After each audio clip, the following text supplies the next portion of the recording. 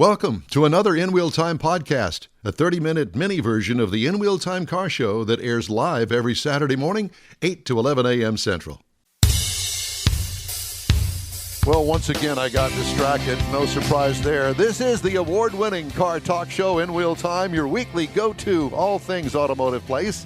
Howdy along with Mike out of This World Mars, King Conrad DeLong, Jeff Zekin. I'm Don Armstrong.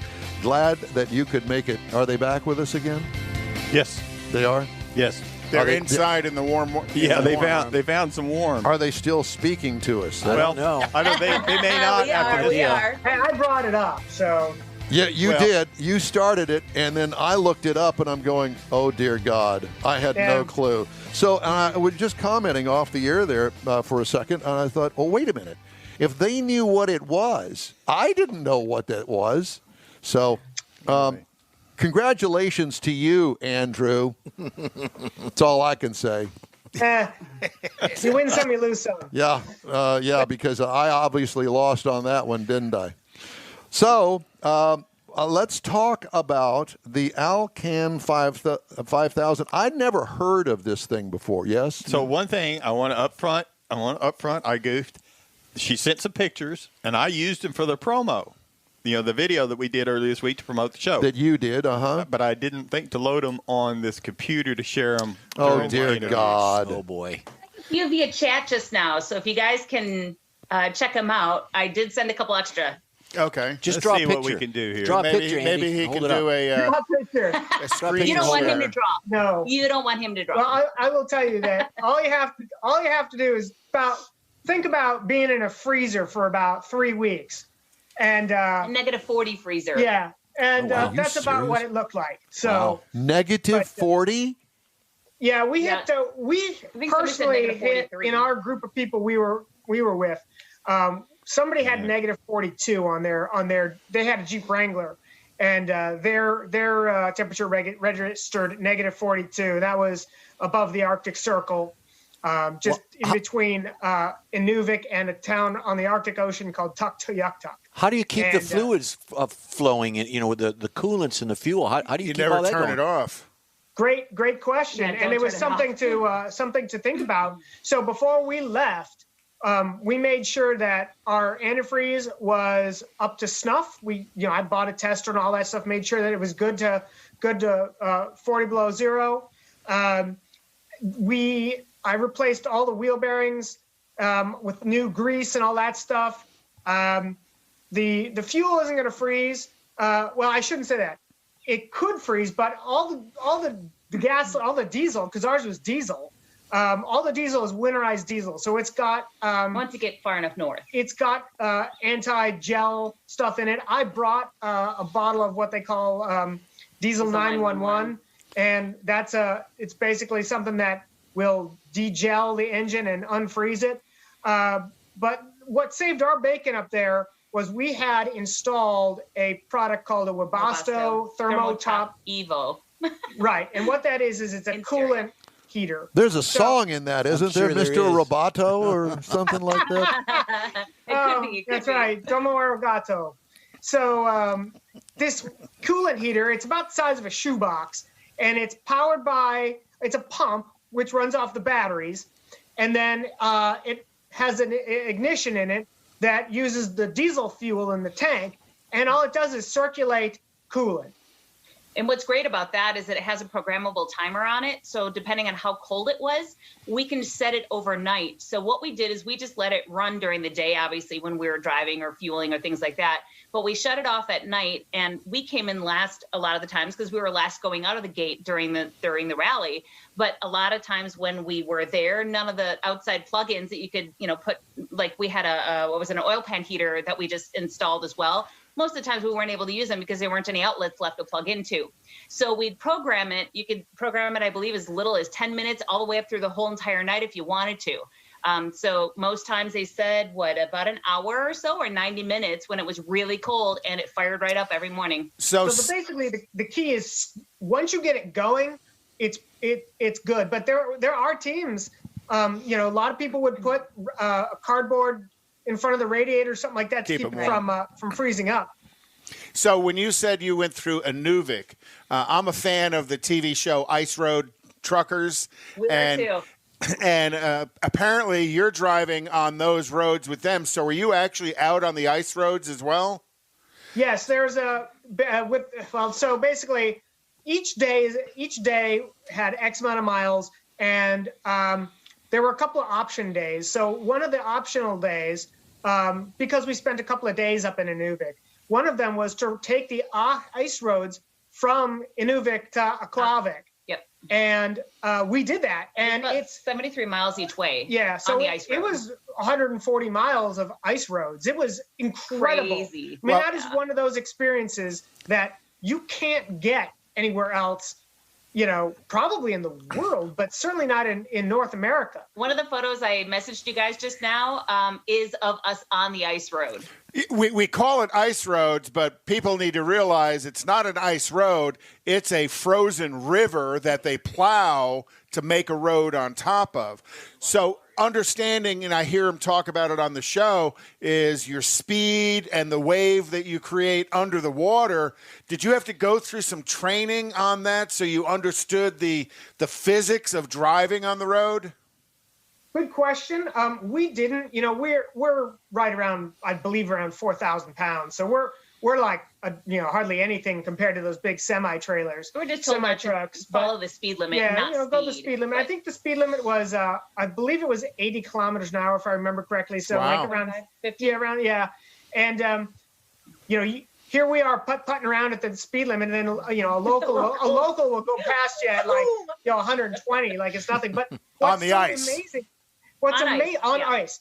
And what's amazing is it's just like being on an interstate highway. It's wide, and really there's wide. Big, long, sweeping bends. There's signs. There are literally traffic signs that show you if there's a bend or a stop if you go on, onto the river from up on the road and things like that. It was pretty crazy. If you come into one of those corners too fast, you'll understeer, and the car just keeps going forward. So you really got to be careful on there. And we were on studded tires.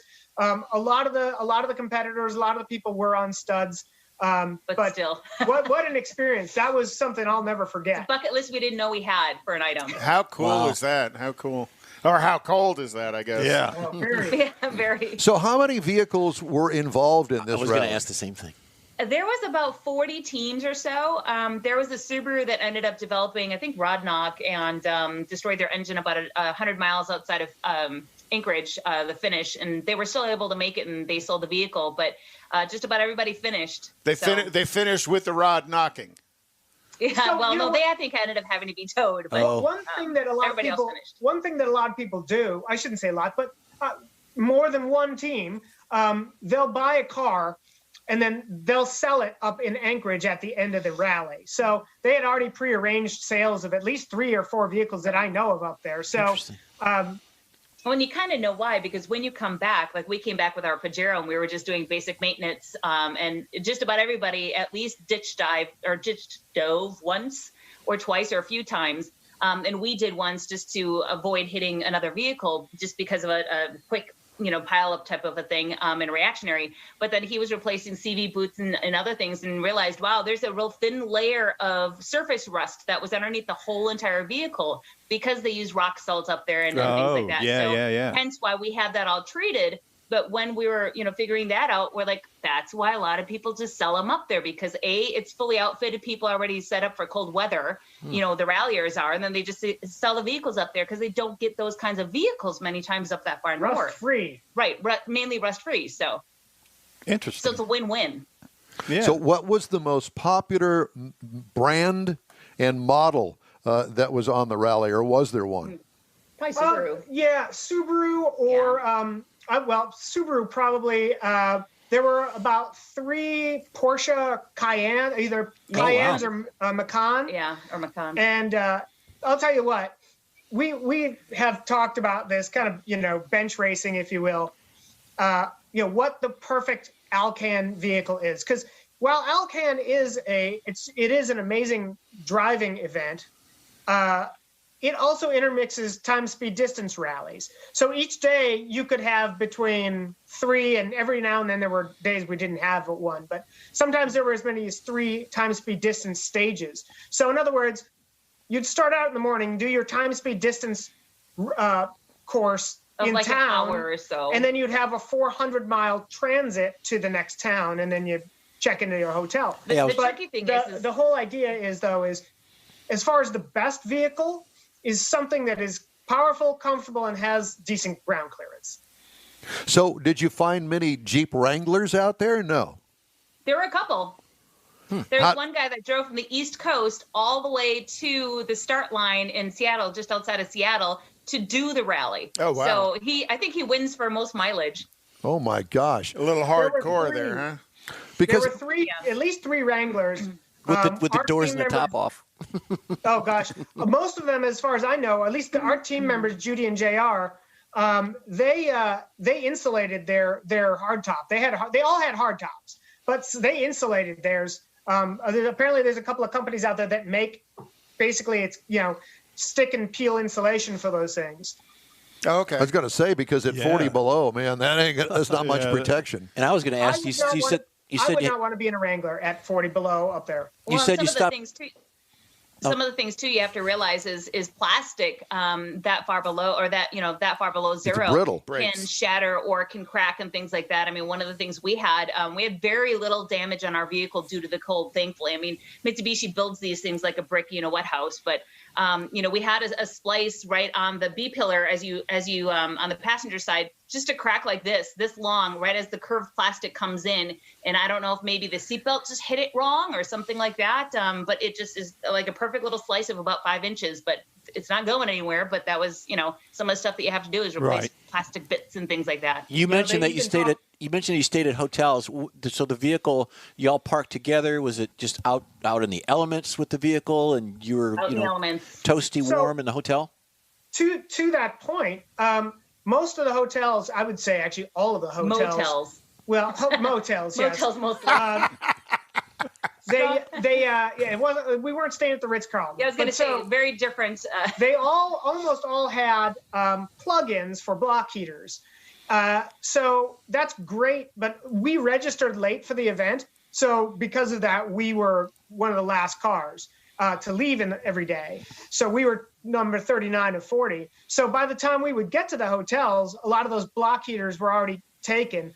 But one note on that was they told us, if you've got a block heater, make sure you bring your extension cord, and make sure that extension cord is rated for 40 below zero, because a regular extension cord in that temperature will crack. Oh, so bright. Oh, Which wow. is crazy, because we bought one off of Amazon that was rated, I think, for -50. It was a bright lime green 100-foot cord, and we used it maybe twice, and you couldn't even loop it up at the end. It was just like this rigid ball of craziness. You had to just kind of take like this and just shove it in the car, because it wouldn't even, wouldn't flex. But it worked. It worked great when we were able to use it. But right.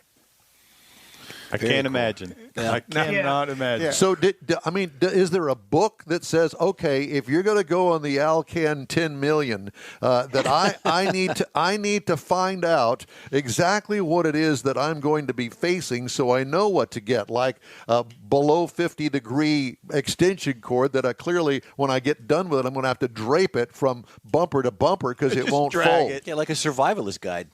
Right. Yeah, there's a couple of different things. So alcan5000.com is a great resource. There is just tons of different articles of some of which what we've written about the experience, about what we expected, about some of the gear that we used, what works, what doesn't work. There's a lot of other media that have, like Jeff Schmid, for instance, and that have written articles about that very subject. There's a closed Facebook group too, so if people are interested, they can become a member there. And there's a lot of questions that flood around. That's probably one of the most instrumental parts of understanding is somebody says, well, hey, you basically need to pack sleeping bags and survival gear in case you get Something stuck overnight. breaks, I mean, right. people can die in those conditions. Additionally, the rally organizer, Jerry Hines, is awesome to get a hold of, to ask questions to. And the route book itself has information as well for just emergency contacts. We all have trackers. We all have communications. We'll have buddy cars. We have at least 2 or 3 buddy cars. So we're, with Judy and J.R. Russell of Team 38. And then also us, we were Crankshaft Culture of 39. And then Team 40 with a Lexus GX 470, I believe, out of Colorado. Garrett and Kristen. And so since we were the last three, they coined it Team Back of the Bus. So it was the three of us buddy cars, back of the bus, always running around. But those things helped you stay alive, help you stay on track. And then people would give heads up on communications. Hey, there's a wolf in the middle of the highway, because there literally was a wolf. We almost hit it in the middle of the highway, or this person here stuck or semi-stuck going uphill, blah, blah, blah, you name it. And that's how we did it. Yeah. So on a 400-mile transition between stages, where do you stop to pee along the way at 40 below? So he's got an easier. Yeah, that's true. Yeah, there's no popping a squat out there. I'll tell you what. You might have to. So 400 miles was a short day. Our long days were 800 to 900 miles. Oh, my God. You've got to be. How do you do that? Wow. Remember those beautiful orthopedic seats I showed you? Yeah. Heated. I'll tell you what. So there are occasional stops. There are outhouses every now and then. Most of them were locked. Yeah, but there were some that were open. I have a hilarious photo. What good does that do? You shut the door and the whole thing shatters? I mean, how does that work? It's still cold. I have a hilarious photo that I took at the Arctic Circle. You can stop at the Arctic Circle. They have some information and signs and a marker. Was it the Canadian one or the Alaskan one? I can't remember. It was the Canadian one. And they had an outhouse there. And I opened it up, and it looked like something from the Ice Age. I mean, there was a drift on the toilet. It was hilarious. A drift on the toilet. Yeah, but so, because a lot of the roads, the Dempster Highway goes from just outside of Dawson City in the Yukon up to Inuvik in Northwest Territories. The main purpose for that is it's a haul road, like something out of Ice Road Truckers. Right. So there's a stop halfway in between, which is Eagle Plains. And the only reason Eagle Plains exists is basically for people to fuel up. And if they have to stop and eat something, go to the bathroom, that kind of stuff. But that's we also did part of the Dalton Highway, which goes all the way up to Prudhoe I've Bay. heard of that one. And I've heard of that we went one. up to Coldfoot, and that was, a haul road. So what's next on the agenda? Maybe something like Baja? Not the Baja 1000. If that's what you're asking. Well, we did already sign up for the 2022 Alcan 5000. Now that's the summer Alcan, so they do it like the Olympics. See, I was thinking of the summertime as well, like the warm weather rather than the Arctic. Well, warm. Yeah. Is there warm weather in Alaska? No, Baja. In the Baja. Oh, no, they're going back to Alaska. Wow. Well, the Alcan 5000 is like an Olympic thing where every 2 years is a summer, every 2 years is a winter. So 2020 was a winter, 2022 will be summer. The summer route is slightly different. It doesn't go quite as far north. It'll end up in Jasper, Alberta. But it's a totally different route. Yeah, it's kind of hard to drive on top of the rivers when they're frozen in the summer. Yep. Well, how cool, how awesome is that you guys took that challenge and apparently survived without killing each other. So. Yeah, we think so. Yeah, we did pretty good together. Yeah, it was great. Some of those days were really, really long. It felt like the Alcan 10 million. So are you prepared to take the Delica one time? You know what? We haven't decided. Yeah, we haven't honestly decided what we wanted to take for the 2022. I mean, the Delica has got more power, has got more room, but I think it's also heavier. We have a little, well, right now it's lowered, but we have a little 2007 Toyota Yaris hatchback that we thought, well, that could be interesting to raise up, put some knobby tires on it and get a roof rack with a spare and, maybe do an unconventional front wheel drive, because there are front and rear and all wheel and 4-wheel drive vehicles that do this. The winning car, by the way, on the Alcan 5000 was a 1973 Ford Capri. Oh, cool car. But it was a rally car. Like, it was set up. It had a bunch of ground clearance and it was awesome. And it was piloted by a pretty well-known driver around here. And I don't know how they did it, because there were spots where we put it in a 4-wheel low to get through drifts, and he just must have got a head of steam and blasted through. I was gonna say, flew over it. Yeah. Yeah, pedal to the metal. That's it. I learned how to drive a stick on a 73 Capri. Oh, wow, Yeah. that's cool. That's interesting. Andy and Mercedes Lilienthal. We love you guys. Where are we going to go next? Tell us. Oh, gosh. These days, I'm not sure where we're going next. Outside. Yeah. Well, today we're Outside to move our vehicles back. Today we're going to the sand dunes in Oregon. We're going to go meet some friends out there and just go have a good time on the Oregon coast. Socially distanced within our vehicle. Well, but who knows? As far as the future, you never know. Maybe overseas for a rally. We don't know. Ooh, maybe you can get a winch company to sponsor your trip. There you go. That'd be a good idea. And Mayor Montero never have a rod knock. That's right.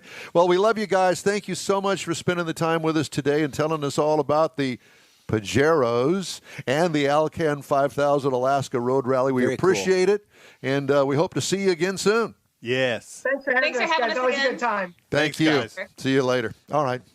Well, that was fun. Passionate imagine. I was there in my mind. Passionate about absolutely. what Yeah, they but do. I don't want to be there. They painted a great picture. 43 degrees. No, I'm good. Painted a great cow. picture. I've never Couldn't been imagine. anywhere with minus 43. Now, I've been 20 below, but that's about as far as it goes. Yeah. At any rate, all right, time now for This Week in Auto History. And you always have some fun stuff. Yeah, I will let Jeffy kind of get the video up and running. Yep, got it. In 1911, Rolls-Royce adopted the Spirit of Ecstasy mascot, the winged hood ornament that has been in Rolls-Royce's history. And that actually is a 1911 version of it. And now they actually have it where it's on a motor and it drops down underneath the hood when you park the car and then comes back up when you start the car because people have stolen them so much. That was big in the 70s, taking hood ornaments. In 1922, Morris Markin established the Checker Cab manufacturing company, that being one of his very early cabs, which people might not remember that as a Checker cab, but the other Checker cab, which they built in Kalamazoo, Michigan, went from the very early 60s through end of production in 1982. And this is the Checker cab everybody recognizes. One of the cool features about that is that has a flat floor. No, go back to the Checker. Sorry. That has a flat floor in it. There is no transmission hump in those. And to this day, there are still a few of those driving around New York City as cabs. In 1929, Major Seagrave set a new land speed record in this car at 231 miles an hour at Daytona Beach on the sand, driving a car called the Golden Arrow. It doesn't look real. It looks like it's made out of wood. Look at the aerodynamics, and this is all done before wind tunnel testing. Pretty remarkable that they can get that kind of speed back then. And your head sticking up out of that, yeah. Unbelievable, Yep. And then in 1948 was when the Cadillac started with the tail fins. Yeah, but look at that model. Is that beautiful? I'm tearing up. That's a 1948 Cadillac. It certainly is. And how beautiful of it is. Now think of what show car was made out of a 1948 Cadillac that everybody knows, and Jeff's got the next picture of it. And They're thinking ZZ Top Right. did Cadzilla out of a 1948 Cadillac. My son has a 1950 Chevy Fleetline that has that back slope. Right. Yeah, that fastback Yep. look. All the GMs did that for a period of time. Yeah. So I always thought that was pretty cool that Cadillac started the tail fins in 48 and ended them in 59. That was the 60. Leaders. Excuse me, was the last year. And also in 1954, Mercedes-Benz introduced the SL Coupe to the public.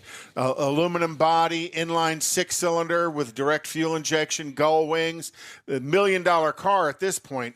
In 1960, that's when the NASCAR introduced the compact racing. Look at this. Here is a Richard Petty driving a Plymouth Valiant, and those cars would go up to 130 miles an hour with a 6-cylinder in it. That had the slant 6 in it, and they raced against Corvairs, Tempests, and Falcons. Kind of flip to the next picture. And, here they all are on the NASCAR road course at Daytona. And the Valiants finished 1 through 7. Everybody else finished after them. In 1969, John DeLorean was promoted from Pontiac to the top executive at Chevrolet.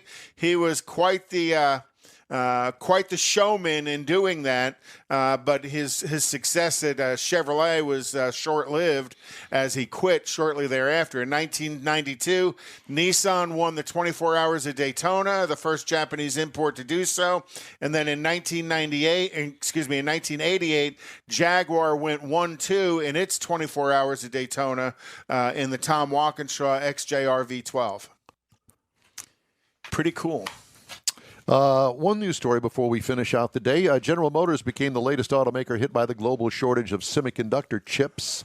As the U.S. automaker said on Wednesday, it will take down production next week at 4 assembly plants. GM did not disclose how much volume it would lose or which supplier was affected by the chip shortage, but said that the focus has been on keeping production running at plants building the highest profit vehicles. Duh. Full-size pickup trucks, SUVs, as well as the Chevy Corvette sports car. Autofocus Solutions, which tracks production, eliminated GM's combined lost volume would total almost 10,000 vehicles per week. That's a lot. Per week?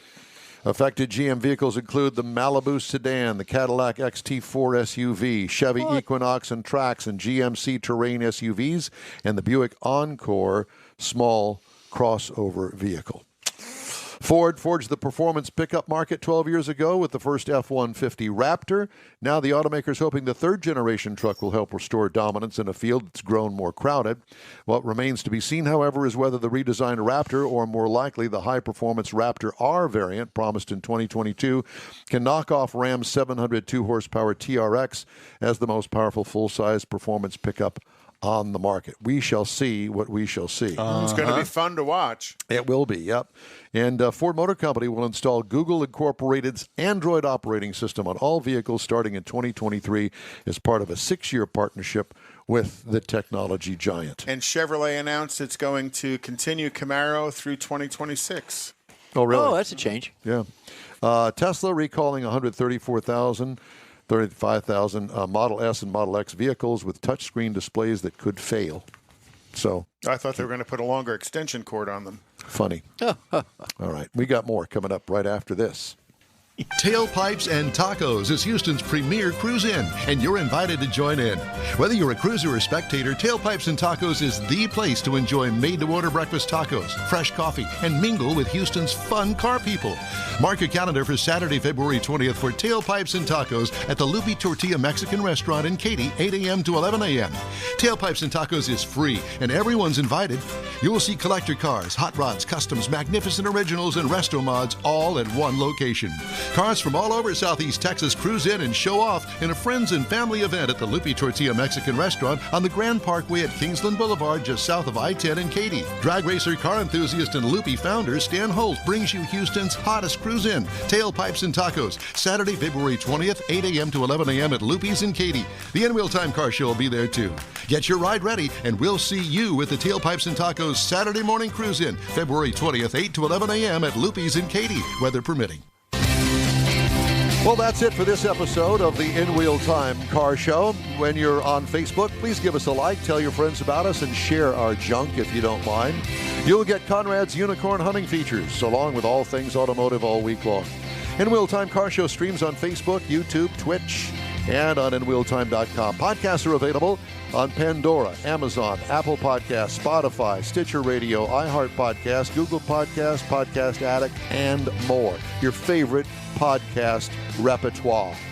Special thanks to all of our guests today. The In Wheel Time Chief Engineer is the fabulous David Ainsley. Our video technical director, sales and marketing man, Jeffrey Zekin. This week's In Wheel Time Car Show is produced and directed by Robert B. McIntyre. For booking agent and podcast man, Mike Out of This World Mars and his royalty, King Conrad DeLong. I'm Don Armstrong saying so long for now, and we hope you'll join us on our next live show next Saturday, 8 a.m. to 11 a.m. Central Time, right here on the Smoke and Mirrors Network. Thanks for being part of the In Wheel Time family. Mask up and stay healthy, and go Chiefs.